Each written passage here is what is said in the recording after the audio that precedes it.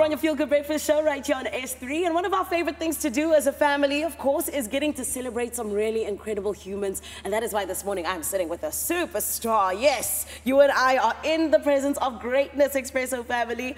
It is all about getting into the judo odyssey of a queen. Someone who is from Gqeberha, but has gone on to take on these international stages that some only dream of. She has had triumph not only in the world of judo, but also in the world of academia. And today I am talking about none other than Genoray Whitebooi. Michaela, welcome to the show. Good morning. Thanks for having me. Of course. Thank you for being here. I mean, taking time from just to, you know what I'm saying? Thank you. You're actually giving me a break from the mat, so thank you.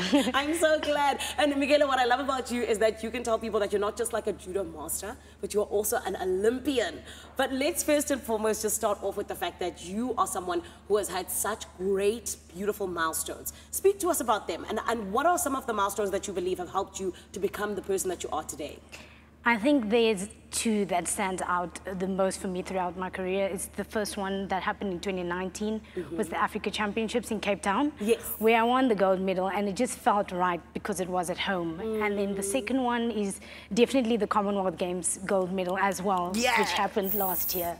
But Michaela, one of the great things about you as well is the fact that you are not only thriving in judo, you're also thriving in your academics. Tell us about that. How do you make sure that they get the attention that they both need?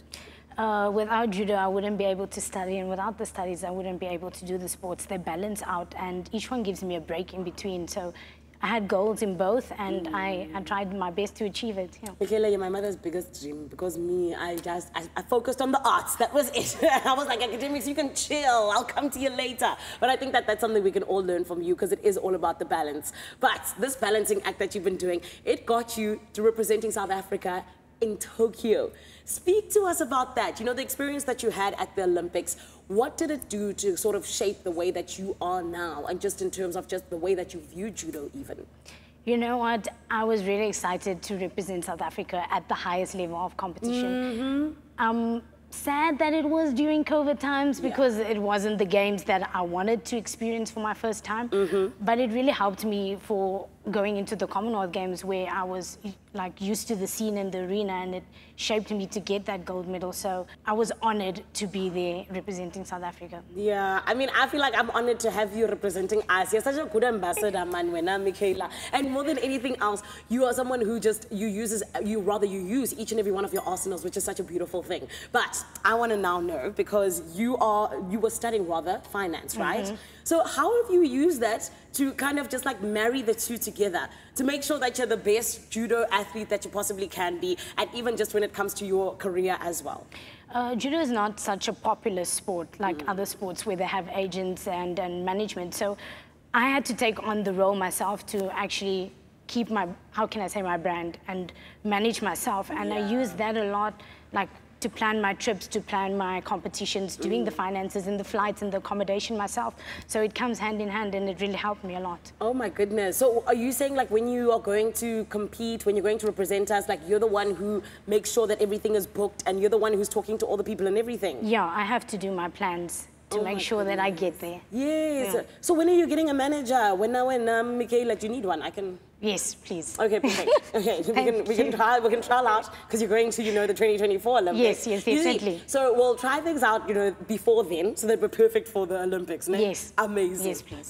But Michaela, I can sign you today. Today? Yes. Perfect. Oh, this is great. I have a new job, guys. I'll still be here, maybe. But Michaela, I think that, you know, when it comes to you and what you're doing, you're such a great example for young people. And I want to then ask you, when you look at those young people who are looking up to you, what do you want to see for them in judo in South Africa? What would you like to sort of see come about just to make judo grow in South Africa?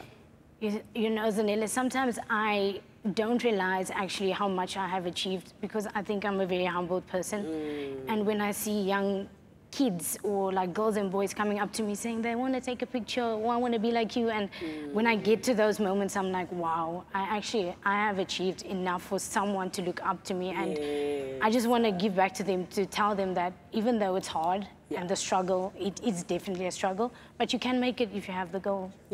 So Michaela, you know, you came from Gqeberha. I want to then ask you, you know, who did you see that made you feel like, okay, I can do this? And what made you decide that, okay, actually, I want to take this to the highest level? You know, I started judo out just by going with a friend. So I never really wanted, like, I never knew about judo. Yeah. I just started it out.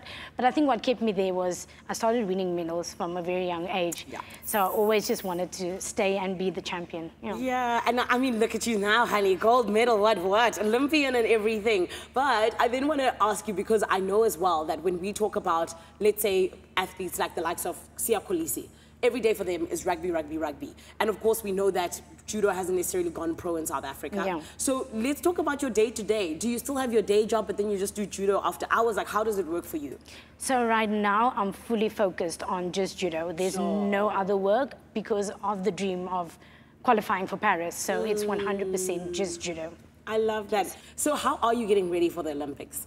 I've already started my preparations, started competitions, and I will be doing it throughout the year, qualifying for Paris. And when is qualifying?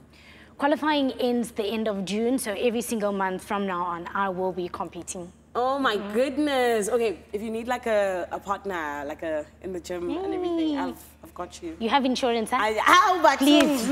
I don't, my sister. Actually, just wait.